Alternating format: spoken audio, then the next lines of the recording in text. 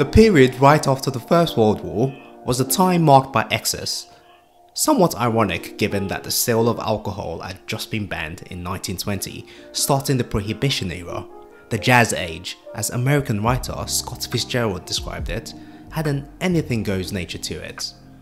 In the culture arena, it was a time of flappers and the Harlem Renaissance. Politically, extreme right-wing organizations had found new invigoration, drawing members of the population from across the political spectrum. But the excesses of the time would come to an end with the arrival of the Great Depression. Right after the First World War, there was significant economic growth in the US. Amidst the economic boom, the middle class would enjoy a higher standard of living, prosperity, and economic mobility than they had previously had.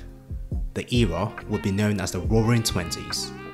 And as a side note, Scott Fitzgerald also described the 1920s as the most expensive orgy in history.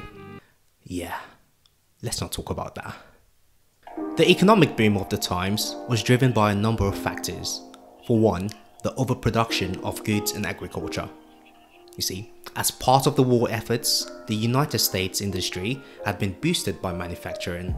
This would continue after the war, with more goods being produced. This included agricultural products, as well as household items like cars, vacuum cleaners, and refrigerators, which had become more widespread, especially with the proliferation of electricity. Eventually, however, the overproduction was not met by demand, causing a decline in prices. This is known as deflation. Deflation led to less profits for industries, which caused them to then lay off workers. Secondly, the Republican government adopted a laissez-faire policy, which meant little interference in the economy and less regulation in the banking system. It would also support lower taxes, therefore increasing citizen spending power and an increased investment in industries. A protectionist policy pushed by the Republican government, led by Warren Harding, charged tariffs on agricultural and factory goods coming from Europe still recovering from the First World War. This was done in an attempt to protect American goods from foreign competition. The European powers would implement tariffs of their own with the outcome of reduced international trade. Global trade is said to have dropped by as much as 66%. With consumers having excess cash to spend, many invested in the stock market, with some buying stocks on the margin. This had the effect of magnifying many stock positions. All this trading would take valuations to sky-high levels that couldn't really be justified by the company's future earnings. The stock markets would eventually crash in October 1929, with the Dow Jones Industrial Average losing as much as 90% of its value, the largest loss in American history. The losses peaked Thursday the 24th, known as Black Thursday, and on Tuesday the 29th, known as Black Tuesday. 16 million shares were traded, and with billions of dollars lost, many investors had lost all their investments. The crash of 1929 would mark the start of the Great Depression, but it was not its sole cause. In fact, the Great Depression was a culmination of the factors mentioned previously. It was the post-war overproduction coupled with unmet demand, signaling a slowing economy, as well as the bank failures caused by deregulation and the stock market bubble that would lead to severe deflation. In the subsequent years, US GDP shrank by more than 36%, and unemployment climbed as much as 25%. The gold standard, which linked foreign economies to that of the US, spread the economic turmoil around the world.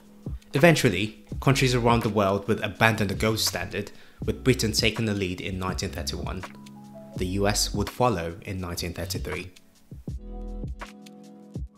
We've already highlighted the role that a laissez-faire monetary policy and the gold standard played in causing the Great Depression. In recovering from the Great Depression, these same factors would again be key. Abandoning the gold standard and having tighter control on monetary policy would be necessary in coming out of the recession. As a matter of fact, research has shown that countries that left the gold standard earlier experienced growth sooner than countries that did so later. Lowering interest rates as part of its monetary policy increased economic growth by making it cheaper to borrow. A lower interest rate environment also meant that consumer sentiment was more expectant of an inflationary environment. Further along the Depression years, Franklin D. Roosevelt became president in 1933, when he would propose a set of policies aimed at improving the economic position of the United States. As well as seeing an end to prohibition, in his first 100 days, FDR proposed a set of new programs known as the New Deal.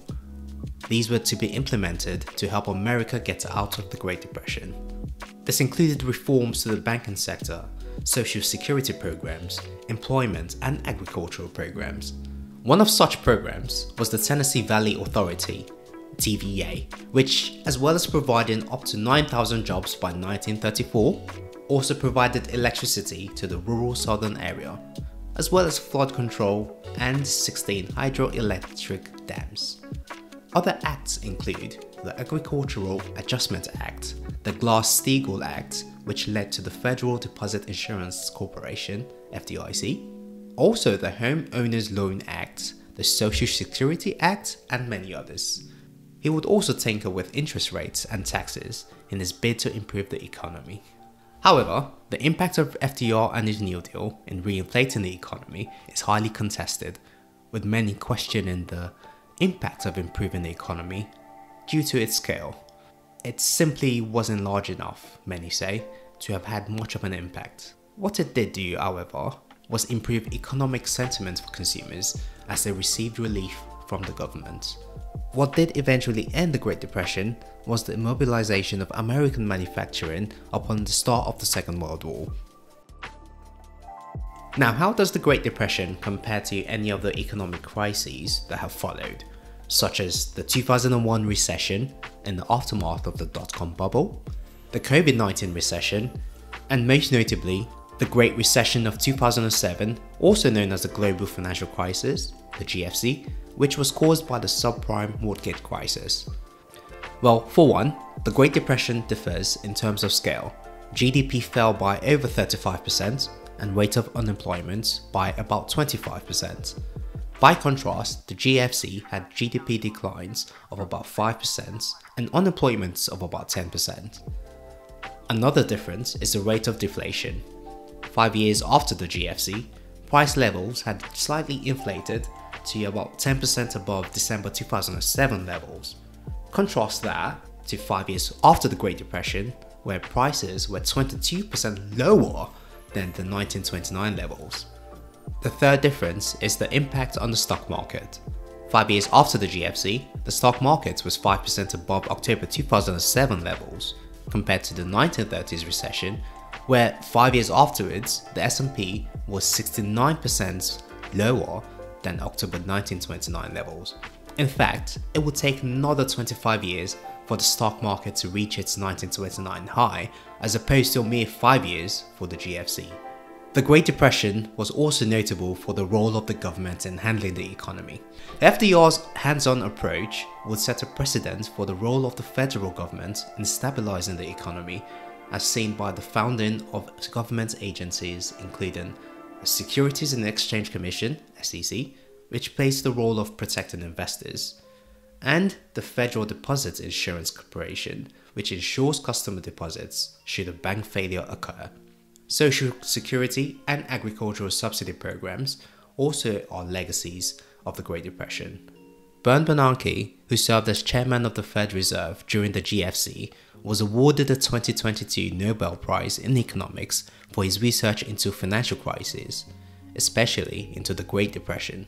The lessons drawn from the Great Depression would come in handy when navigating the world through the global financial crisis. As a proponent of government intervention, it oversaw the US central bank's cutting of interest rates and use of quantitative easing to prevent the catastrophic levels of deflation seen during the Great Depression. Although quantitative easing, or QE as it's known, has faced criticisms for its ability to devalue domestic currencies and cause asset bubbles in financial markets, the Great Depression was the pivotal moment in the world of finance. And it wouldn't be the last time a financial recession would prompt governments to come up with the reforms as seen in the wave of banking regulations that came after the GFC, such as the Dodd-Frank, Basel III, and many others. On this channel, we've typically spoken about historical world events and the people who shaped them. We don't always get to see how nation states are able to learn from previous crises in navigating subsequent ones, as we're able to with economic history. We've all heard that history repeats itself, or at least it rhymes. Well, economic history is even better. The cyclical nature of economic trends means that the past crises often provide insight that can have policy implications in today's world. And the Great Depression is a great example of this.